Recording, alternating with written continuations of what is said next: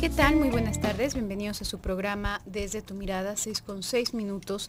Está sintonizando el 1040 de AM si nos escuchas en Guadalajara, Jalisco, 95.1 de FM si nos escuchas en Austin, Texas. También puedes estar a través de la cadena Cable Radio Network o bien a través de la página www.radiomujer.com.mx. Estamos aquí, tus psicoanalistas de la radio, José Luis Amarripa y tu servidora Gabriela Maldonado, para dar continuidad al tema acerca de las soluciones patológicas ante la ansiedad que iniciamos el día de ayer. ¿Qué tal, José Luis? ¿Cómo estás? Muy bien, Gabriela, ¿tú qué tal? Muy bien, gracias. Y te recuerdo nuestras vías de comunicación, si quieres participar, si quieres hacer alguna pregunta o comentario a propósito del programa del día de hoy. Los teléfonos para Guadalajara, 3122-1190, 3647-1883. También tenemos un celular al cual nos puedes hacer llegar mensajes vía WhatsApp desde cualquier parte del mundo en el que te encuentres. Es 333-822-3208 y por supuesto nuestro Twitter @desde tu mirada, en donde también te podrás estar comunicando. Ya el día de ayer hablábamos acerca de esta situación de la angustia y sería interesante poder mencionar un tanto por qué es que se produce a final de cuentas la angustia. Decíamos, el día de ayer se compara con el miedo, que tiene que ver con la percepción de un peligro real que está en el mundo de afuera. Sin embargo, la angustia, aunque puede llegar a activar, digamos, las mismas alarmas que nos activaría un depredador, por ejemplo, en la vida salvaje, como puede ser adrenalina, como puede ser esta sensación de expectativa, como puede ser el permanecer en vigilia, aunque sea de noche, aunque estemos exhaustos, el cuerpo necesite descanso. De todas maneras hay algo que nos mantiene en vigilia, ¿no? Esperando, protegiéndonos, por eso es que aparece el insomnio. A final de cuentas, las personas que no pueden conciliar el sueño, pues se están viendo aquejadas por una buena cantidad de angustia que no les permite desconectarse del mundo, porque si se desconectan, entonces digamos que va a llegar la presa, ¿no? La sensación es esa. La presa, al contrario, el depredador, van a tomarlos. Entonces, digamos que aunque se despiertan todos estos mismos, estas mismas reacciones, que en el caso de tratarse de un peligro externo podrían ser de alguna utilidad, porque nos permitirían, en efecto, no quedarnos dormidos si es que nos están acechando, nos permitirían correr muy rápido, nos permitirían, estar bombeando de la sangre constantemente y estar oxigenando tanto, también nos hace más hábiles para correr, para cargar cosas, para soportar el dolor físico, etcétera, etcétera, etcétera. Serían muy útiles si fuese a propósito de un tigre que nos está persiguiendo, pero no nos son útiles cuando la angustia proviene de un peligro interno realmente, no de una cuestión externa a la que tengamos que correr. Y por ser interno, esto nos imposibilita correr, porque hacia donde sea que yo me haga, va a ir conmigo ese peligro, porque a final de cuentas estaba dentro de mí ese peligro, lo cual hace que se alargue el periodo de tiempo en el que están activas todas esas señales, mi adrenalina, mis palpitaciones, mi hiperventilación, etcétera, etcétera, etcétera, y por supuesto que esto tiene resultados negativos. Y esto lo podríamos achacar de alguna manera a cómo hemos crecido en la cultura, ¿no? Cómo nos hemos ido definiendo como personas dentro de la cultura, porque de repente acabamos pensando, es que qué manera tan destructiva, tan inútil ¿Para qué hacemos eso, no? ¿Para qué hacemos eso? No hay un para qué. Habría un para qué si hubiera un diseño atrás de esto. Pero hay que entender cómo dentro de nuestra naturaleza animal nosotros estamos insertos en una cultura que nos da un pensamiento abstracto, que nos permite anticiparnos al futuro, que nos va dando muchísimas otras razones y prohibiciones que nos estructuran como persona. Estas prohibiciones generan un clima totalmente artificial en lo que sería la naturaleza del ser humano. Por ahí hay un escrito científico muy interesante alrededor de la ansiedad que dice, ¿por qué las cebras no sufren de gastritis? ¿No? Y uno podría decir, pues bueno, las cebras en todo momento son presa, nacen siendo presa, ¿no? Digamos que lo único que está abajo de ellas en la cadena alimenticia es el pasto, ¿no? No es así como que se vayan a comer a algún otro animal. Son herbívoros y son comida de todos, ¿no? Las cebras y las gacelas. ¿Por qué si están en un constante asedio no sufren de gastritis? ¿Por qué no tienen un trastorno de ansiedad como nosotros? Bueno, ahí tendríamos que pensar que la cebra no está pensando qué va a ser de su familia. La cebra no está pensando qué van a comer mis hijos mañana si yo no estoy. Las cebras no se cuestionan si viven o mueren. Las cebras, como un animal, aunque también puede ser domesticado, pero un animal salvaje tiene una respuesta básica ante el peligro y es huir o enfrentarlo. Y se acabó. Ya que se huyó del peligro, ya no hay peligro. Ya que se enfrentó el peligro, pues no nos queda de otra más que vivir o morir. Si vivimos, qué bien. Si morimos, no había alternativa. No hay mucho más para dónde hacerse. No hay algo que permita la formación de la angustia, que permita mucho menos un pensamiento. Porque bueno, uno también podría decir, si las cebras tuvieran un poquito más de inteligencia, un pensamiento más complejo, pues igual y pondrían vallas alrededor de donde están comiendo, ¿no? O igual y siempre comerían en una formación militar para que si se les acerca un tigre o, bueno, más bien un león, los surtan a patadas entre todos y bueno, al menos así tienen más posibilidad de sobrevivir. Pero no, las cebras ven un león, corren, tienen un color que les permite medio disimularse cuántas son, es más difícil para el depredador y ya, esa es su adaptación a la vida. Nosotros ya sobrepasamos eso, porque nosotros, para empezar, hay una moral. En las cebras y en los animales salvajes no hay moral. Un animal salvaje no hace ni bien ni mal. Él sobrevive. Es lo único que hace. Come, se reproduce y muere. Nace, crece, come, se reproduce y muere. Esa es toda su función en el mundo natural. Y esa sería también, porque también ahí nos vamos haciendo esa explicación, no, pero es que nosotros debemos de tener un fin más trascendental, un desarrollo distinto, superior. Esto refiriéndonos a que nosotros sí nos estamos cuestionando. Pero ¿cuál es el sentido de la vida si no es vivirla?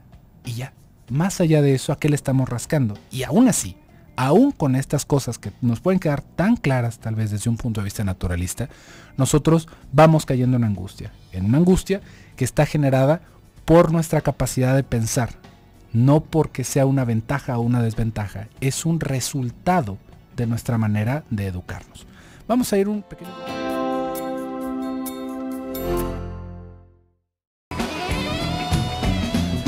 Regresamos a tu programa Desde tu Mirada, 6:19. Estamos hablando el día de hoy acerca de soluciones patológicas ante la angustia. Te recuerdo, tenemos un número celular al cual puedes hacernos llegar mensajes vía WhatsApp. El número es 333-822-3208. Y bueno, uno podría pensar, entonces, si se trata de un peligro interno ante el cual valiéndose del modelo biológico, nuestro cuerpo reacciona de la misma manera que lo haría ante un peligro efectivo, quiero decir, concreto, real y externo. Y bueno, pues no es algo muy conveniente porque nuestros peligros como animales inteligentes pues ya no son los peligros que corren los animales salvajes, los animales en la selva. Entonces no nos sirve mucho ese tipo de reacciones, hasta podría llegar a entorpecernos en todo caso, ¿no? O enfermarnos porque se prolonga durante demasiado tiempo, dado que no podemos huir de eso. ¿Cuáles podrían ser estos peligros internos a final de cuentas? Normalmente ya se va haciendo un abanico muy grande dependiendo de la estructura de la que estemos hablando, de la patología en específico de la que estamos hablando, porque hay desde angustias neuróticas, angustias psicóticas, etcétera. Pero para no ser demasiado extensos, al punto que podría ser tedioso, vamos a hablar de la cuestión neurótica, ¿sí? Esto tiene que ver en general, como ya mencionaba José Luis, a final de cuentas, seguimos siendo, aunque hayamos adquirido un lenguaje que nos da una complejidad psíquica distinta, una visión a futuro, etcétera, etcétera, y otros campos para pensar, y otros campos para crear, y otros campos para angustiarnos, pues seguimos siendo, a final de cuentas, también contando con lo más básico, con los instintos, etcétera. Aunque estos hayan generado un representante psíquico, seguimos teniendo estos impulsos muy básicos que, insertos en la sociedad, son considerados, muchos de ellos, inadecuados, cuando no absolutamente prohibidos, ¿sí? Esto no se va a borrar de nosotros por el hecho de nacer en sociedad.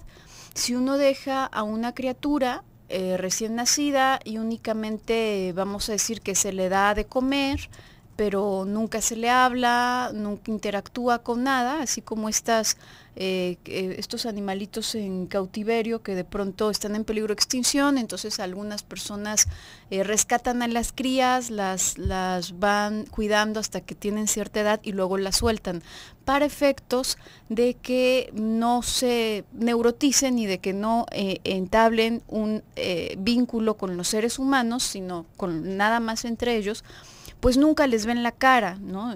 Están metiditos en una jaula en donde ellos les dan de comer a través de un guante en forma de pájaro, ¿no? Es lo más similar que se pueden encontrar. Entonces, bueno, pues nunca ven cara a cara, ni pueden acariciar, ni pueden tener contacto de ningún tipo con el humano, para que entonces salgan y sigan siendo salvajes, ¿no? Entre comillas.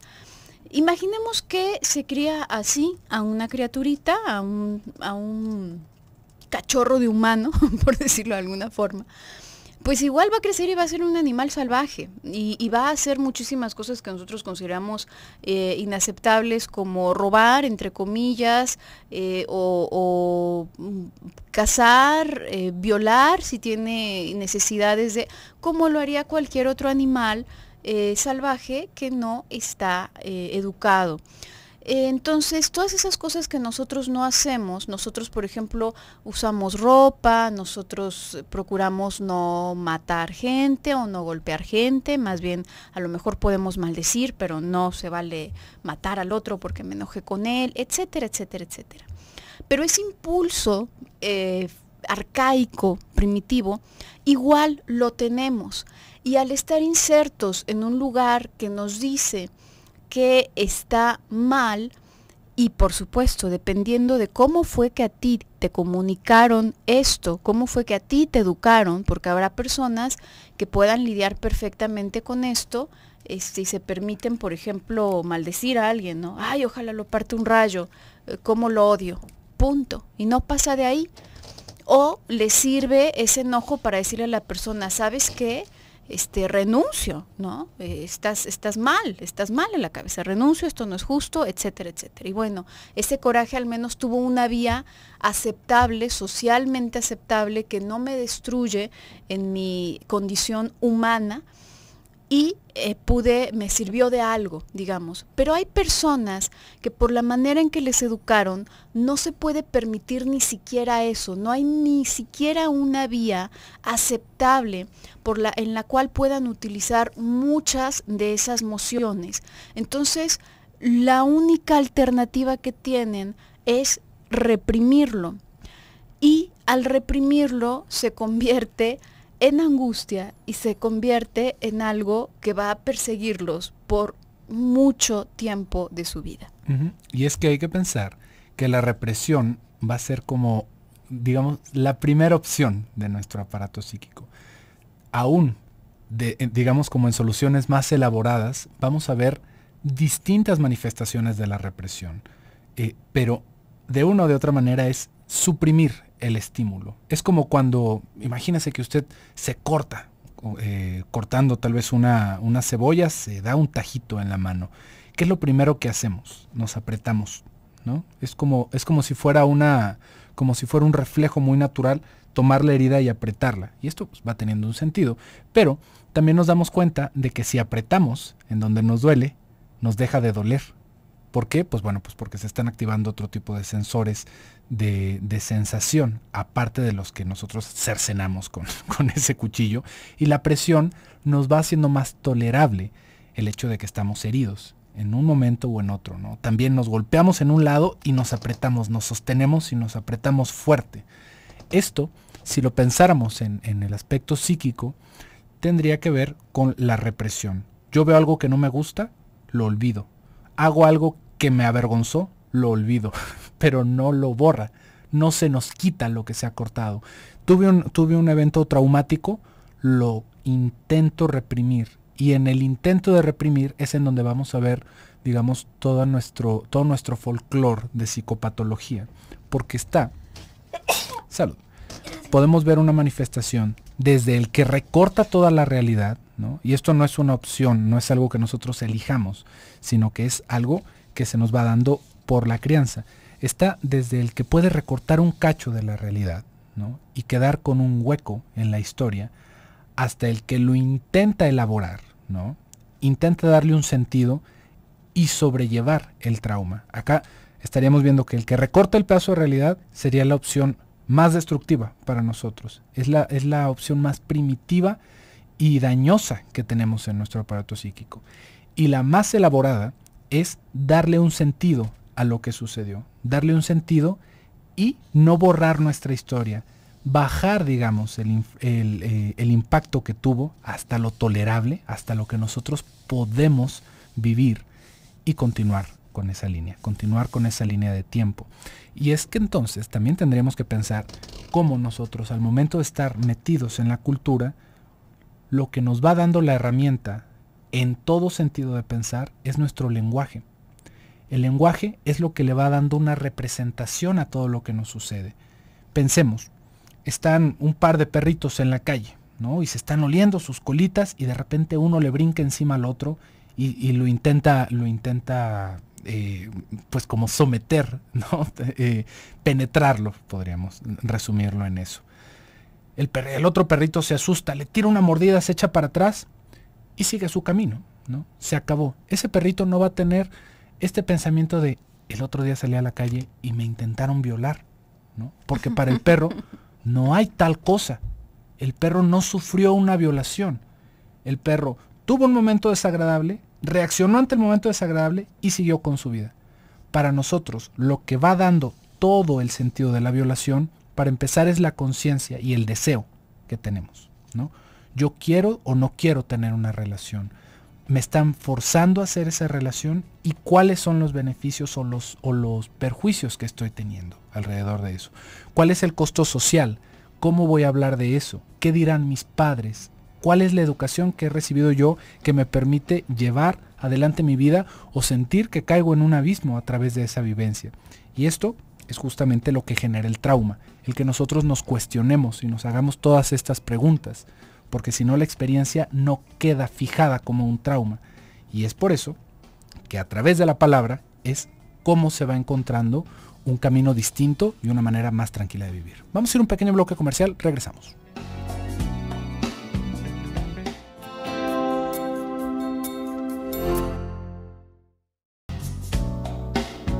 Regresamos a tu programa Desde tu Mirada, 6:34.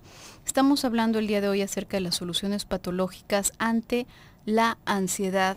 Y bueno, hemos estado comentando entonces de dónde proviene este peligro, esto que se percibe como un peligro internamente y de lo cual no podemos desembarazarnos simplemente huyendo por los medios que lo haríamos en el mundo salvaje, ¿sí?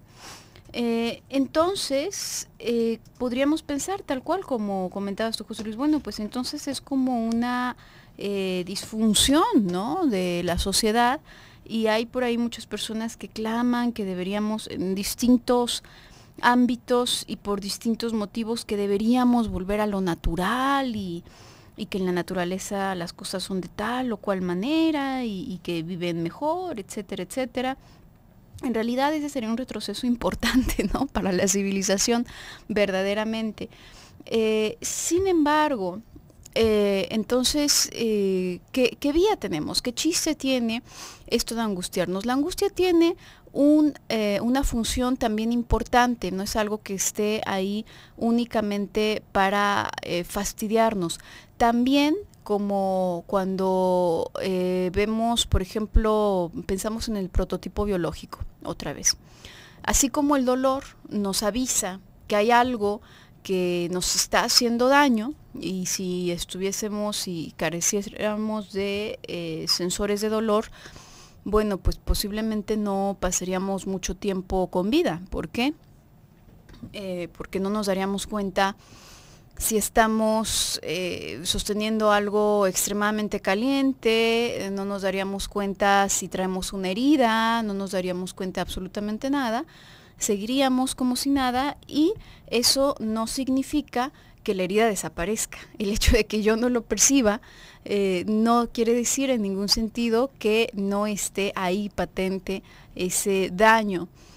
Lo mismo es con lo que atañe al terreno psíquico. El hecho de que se haya reprimido algún contenido por ser vergonzoso, por resultar inaceptable, prohibido, etcétera, etcétera, etcétera, no significa que no esté ahí constantemente haciendo daño y también de la misma forma haciéndose cada vez más grande por el mismo motivo de estar desatendido, ¿sí?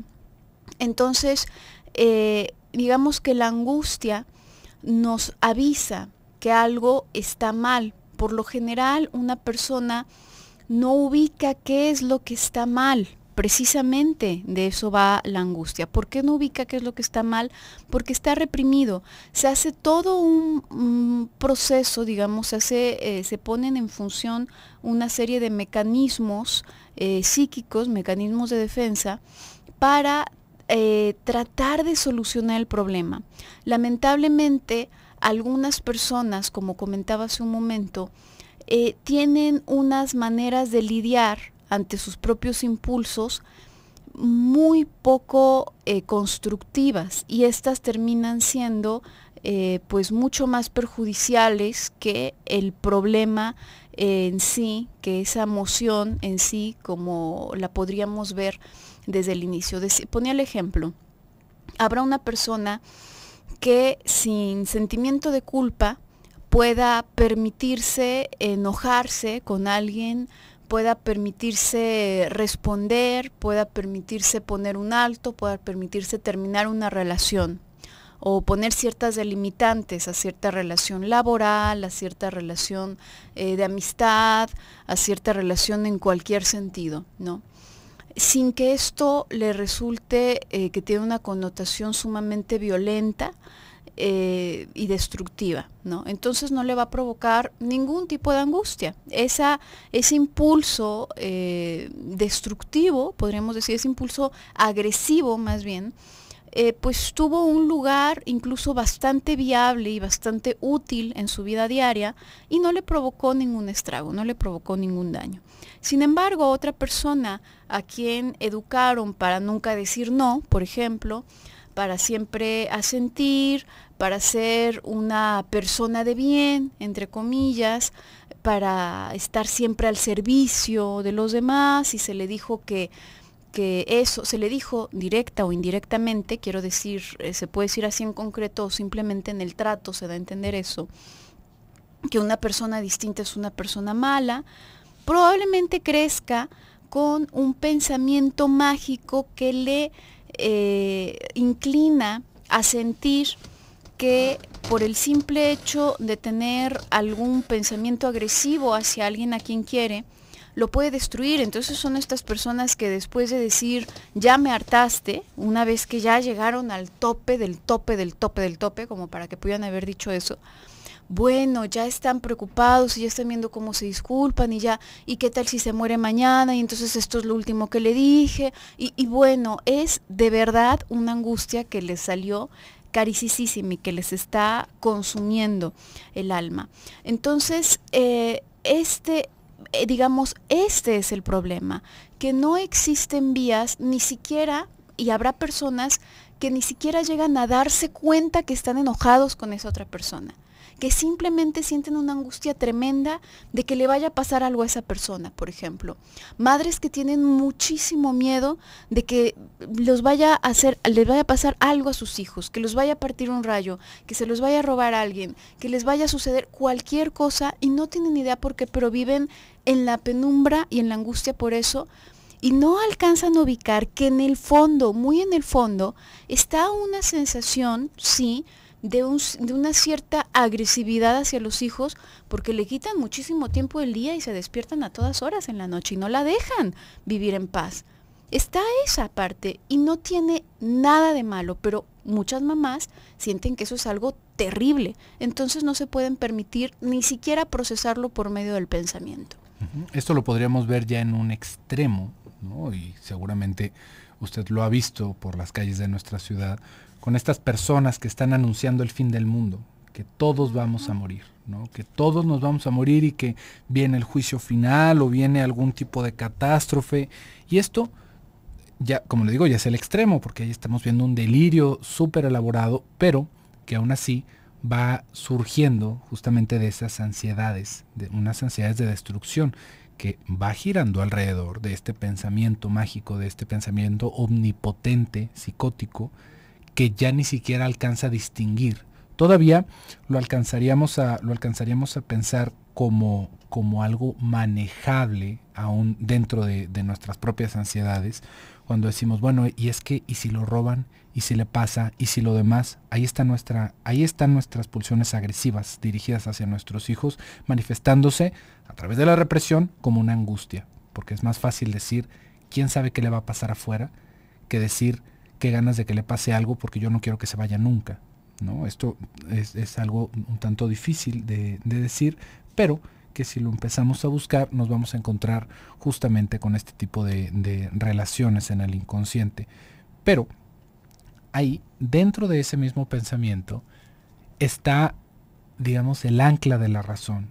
Y decimos, bueno, pues la verdad es que le puede pasar en cualquier momento. ¿Por qué pienso yo que es más peligroso que salga ahorita de noche, pero no que ande en la mañana, que todos traen prisa y que todos están medio dormidos todavía en los carros, en los camiones, y todos los días va a la escuela, ¿no? ¿Por qué es que me da tanto miedo que salga ahorita en la noche y no me da miedo mandarlo a la escuela desde que tiene 10 años en camión, ¿no? Cuando, bueno, suceden un sinfín de accidentes y de cosas terribles aquí dentro de nuestra ciudad. Y ahí nos vamos dando cuenta de que si bien tiene un lado real, digamos como una faceta real nuestra ansiedad, no tendría por qué dominar nuestra vida. Y sí nos quedamos con miedo, y esto es más difícil para las madres en general, ¿no? Porque por todo lo que hemos dicho sobre la relación tan estrecha que se lleva entre madre e hijo, ¿no? Madre e hija es lo mismo. En este sentido de que se vive como un pedacito mío. Entonces no es que vaya a morir a alguien allá lejano, ¿no? O que le vaya a pasar alguna desgracia a alguien que yo conozco, sino que casi me está pasando a mí mismo, ¿no? Me está pasando a mí misma, y entonces ahí es en donde se reacciona. Ahí es en donde está lo desmedido de ese tipo de reclamos, o de estar durmiendo y despertándose y hablando, o de repente no falta la madre que ya lo fue a buscar a ver si es cierto en donde estaban todos juntos. ¿Por qué? Porque no nos permitimos ver esa diferencia, porque de alguna manera, aunque sea más difícil para las madres, tendríamos que hacer tierra con la realidad, diríamos, y podríamos decir, bueno, pues sí puede pasar todo eso, pero definitivamente no por eso va a dejar de salir y de crecer y de divertirse, ¿no? Mejor que tenga cuidado, mejor educar de una manera que las personas se puedan cuidar por ellas mismas. Vamos a ir a un pequeño bloque comercial, en un momentito continuamos.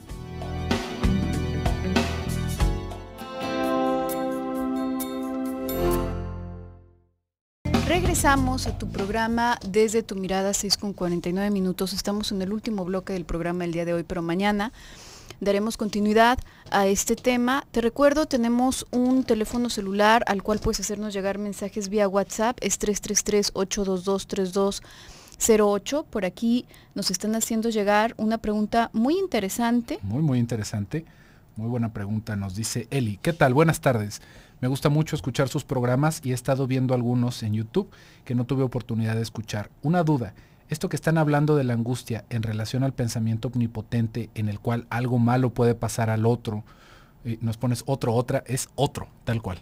Si lo quisiéramos buscar, es el otro como un concepto psicoanalítico.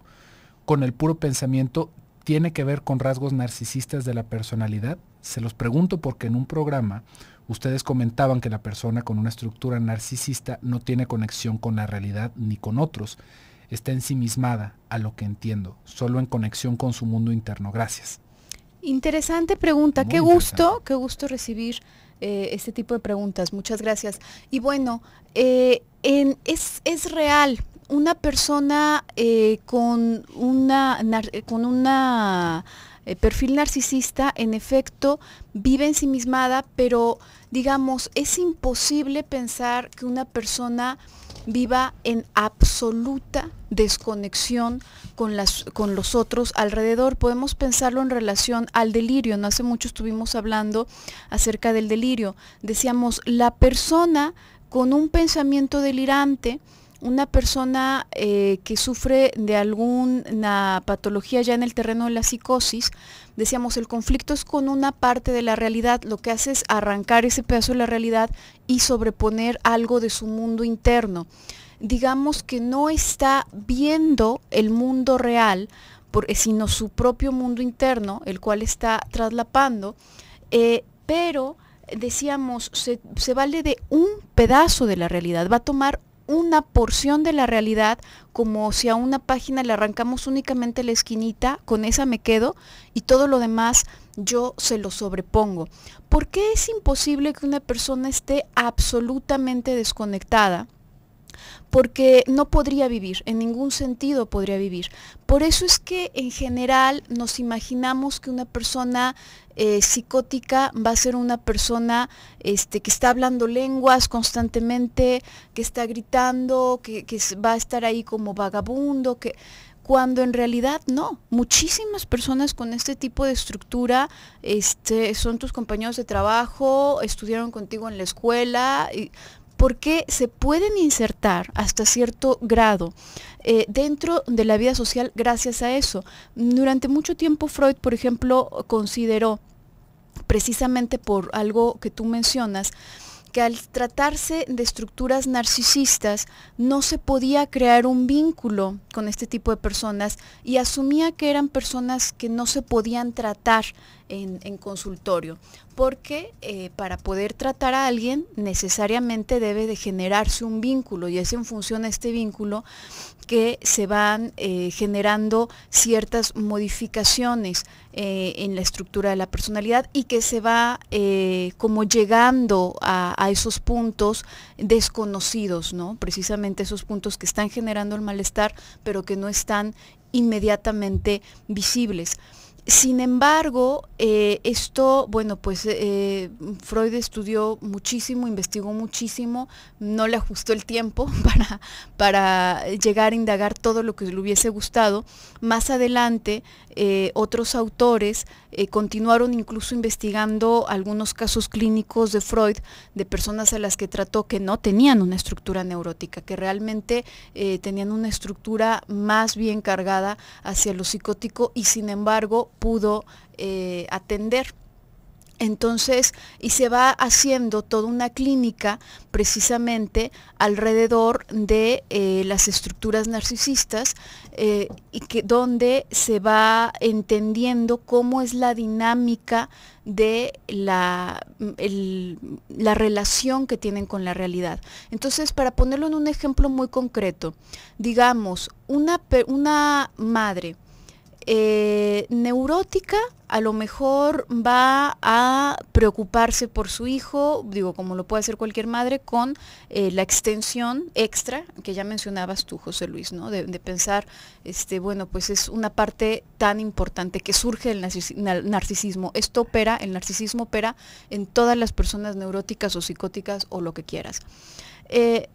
Sin embargo, una madre psicótica, por ejemplo, va a asumir que su hijo,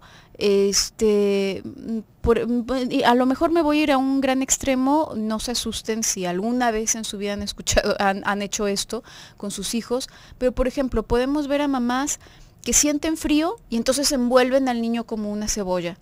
Y uno dice, pero el niño no tiene frío, el niño está sudando. Tú tienes frío, tú eres friolenta, el niño no tiene frío. No es que para ella, al ser psicótica, desaparezca la imagen del niño, ahí está, pero no lo está viendo a él, está viéndose a ella a través de él. Como yo tengo frío, entonces tú tienes frío. Como yo tengo hambre, entonces te voy a dar de comer constantemente. Como yo lo ve y no lo ve. Es algo, es un proceso muy interesante, pero no se rompe totalmente el vínculo con la realidad, y eso es precisamente lo que da la oportunidad y da pie en muchas ocasiones de hacer algo, ¿no? Y esto, si tú lo que nos vas preguntando también es si se podría pensar como un rasgo de una personalidad narcisista. Freud, en un primer momento, a la psicosis la describe como neurosis narcisista. Ajá. Ese es el término tal cual del libro, y posteriormente se habla de la psicosis, ¿no? Y la neurosis narcisista va alrededor, digamos que la definición gira alrededor de la capacidad de hacer vínculos y de generar transferencia dentro del análisis, que eso ya va para un aspecto más técnico, que evidentemente que no es el caso hablar de eso, pero digamos que sí, la respuesta es sí tiene que ver con eso, ¿no? Sí. Sin embargo, acá tendríamos que pensar que no podemos resumir todas las personalidades narcisistas diciendo personalidad narcisista, porque podemos tener un amplio espectro de psicopatologías con fuertes rasgos narcisistas. Pueden haber neurosis muy atrabancadas, ¿no? Muy estancadas, muy cristalizadas, con unos rasgos narcisistas terribles, cuya problemática sea neurótica. Y podemos tener también en el otro espectro una personalidad borderline, que ya tendría que ver con un aspecto de ambigüedad, en donde va prevaleciendo un rasgo narcisista también, características narcisistas de la personalidad. Entonces ahí sí hay que tener mucho cuidado con hablar de una personalidad narcisista, sino que ahí podríamos entenderlo como rasgos. Y esos mismos rasgos tampoco tendríamos que ligarlo directamente con la ansiedad o con la angustia, como la hemos estado describiendo en estos últimos programas, porque lo que hemos estado desarrollando va más hacia el extremo de una angustia neurótica que una angustia psicótica. Las angustias psicóticas tienen tienen un espectro distinto de manifestación. Lo que estábamos hablando hace ratito sobre la fantasía de que a los hijos les vaya a pasar algo que viene alrededor de una emoción agresiva en nuestro inconsciente, ¿cómo lo podríamos decir? Es un funcionamiento neurótico. En un comportamiento psicótico o narcisista, literalmente, es la certeza de que eso va a suceder. No salgas porque afuera hay gente que te va a matar. Ahí cambia todo ese sentido. Ya no se vive como un peligro, sino como una realidad, o como hay gente que me quiere venir a hacer daño. Y esto también yo creo que lo vamos a poder hablar un poquito más a profundidad el día de mañana, porque también es una manera patológica de manejar la ansiedad. Pero, así como lo estamos viendo para una parte un tanto más neurótica, no es que sea una opción, no es que tengamos las alternativas de hacerlo de una manera o de otra, sino que es la respuesta patológica. A eso es a lo que ve el título de soluciones patológicas. No es como qué solución voy a tomar, sino cuál es mi respuesta patológica ante la ansiedad. Y eso es justamente en donde se va centrando la problemática de las personas. Porque es muy curioso, pero justamente por la ansiedad es que la mayoría van haciendo una escala en el psicólogo o en el psiquiatra, porque es lo que más nos acaba asustando, porque sentimos que nos vamos a morir y nos dice el médico que no tenemos nada y acabamos recurriendo al psicólogo. Pero bueno, por el día de hoy se nos ha terminado el tiempo. Muchísimas gracias por el favor de su atención. Yo me despido, soy José Luis Amarripa. Yo soy Gabriela Maldonado, hasta mañana.